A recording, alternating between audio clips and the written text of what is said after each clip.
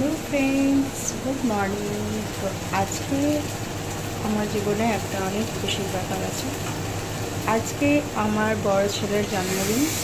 তো এই দেখুন আমি বানাচ্ছি পায়েস।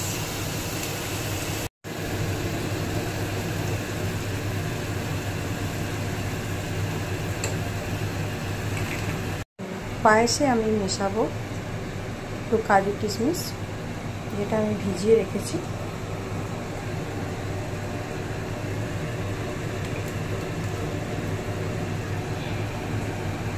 চিনি এখনো দিইনি, এবার হয়ে গেছে অলমোস্ট। চিনি মেশাবো এবারে।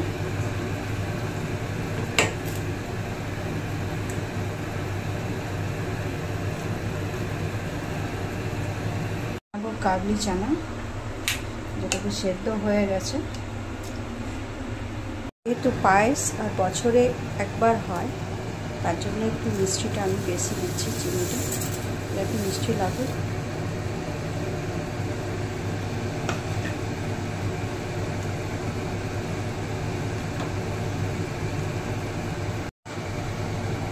আমি বানিয়েছি আজকে আমের মিষ্টি চাটনি। এখানে রয়েছে 5 রকমের ভাজা, স্যালাড কেটে রেখেছি, আর এখানে আমার ফ্রাইড রাইস তৈরি হয়ে গেছে। এবার নামাবো। কাবলি চানা, আর এই দেখুন আমার পায়েস। এখন গরম আছে, ঠান্ডা হলে এটা দারুণ বসে যাবে। আর এটা হলো আমার ছোলার ডাল।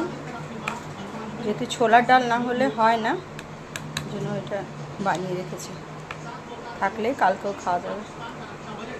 और ये गरम गरम पूड़ी भी आ गई। लगभग मेरा टेबल सज गया है। अब बाकी है पनीर की सब्जी। ঠাকুমাকে প্রণাম কর। ঠাকুমা 1 আগস্টে মারা গেছিল, যার জন্য আমরা কি করছি এবারে খালি ঘরেই আয়োজন, কাউকে আমরা ইনভলভ করছি না, ঠিক আছে?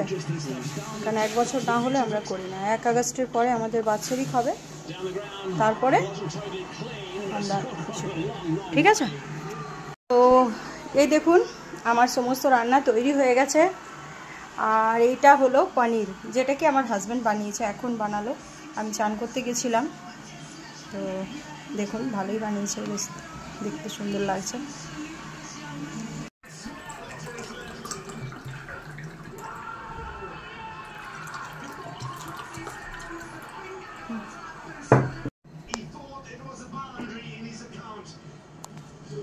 এটা হলো ফ্রাইড রাইস, যেটা কি তোর দাদা বলেছিল। তো আমি ভেবেছিলাম বানাতে পারবো না, কিন্তু আজকে অনেক সকালে উঠেছি, ওই জন্যে এটা কমপ্লিট করতে পারলাম। এখানে রাখছি, আরও যদি খাবার ইচ্ছা হয় তো খাই। এটা হলো পায়েস আর মিষ্টি। এটা হলো আমের চাটনি। এটা বানিয়েছি রাধা বল্লভী।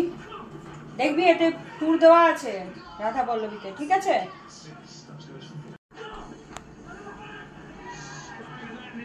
এটা হলো কাবলি চানা। এখানে 5 রকমের ভাজা আছে, যদিও এটা নিয়ম।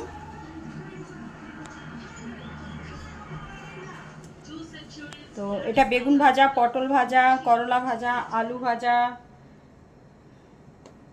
ঠিক আছে? আর রইল কুমড়ো ভাজা। বাঙালি মাছ না হলে হয় না, তো এটা রাখলাম। ও যদিও মাছ খেতে অত ভালোবাসে না, ও চিকেন আর মাটন খেতেই ভালোবাসে। তো চিকেন মাটন রাত্রিরে আমরা ভাবছি কোনো হোটেলে গিয়ে ওকে খাইয়ে দেবো। এখন সময় নেই, তো আমি পনির বানিয়েছি, মাছ ভাজা দিয়েছি, খাবে। এটা হলো ছোলার ডাল।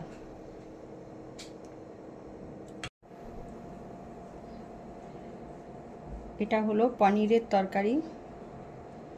এটা এখনই নামালাম আমি বানিয়ে। তো এই হলো আমার ছেলের জন্মদিনের থালি। তো কেমন লাগছে? তো হ্যাপি বার্থডে বেটা।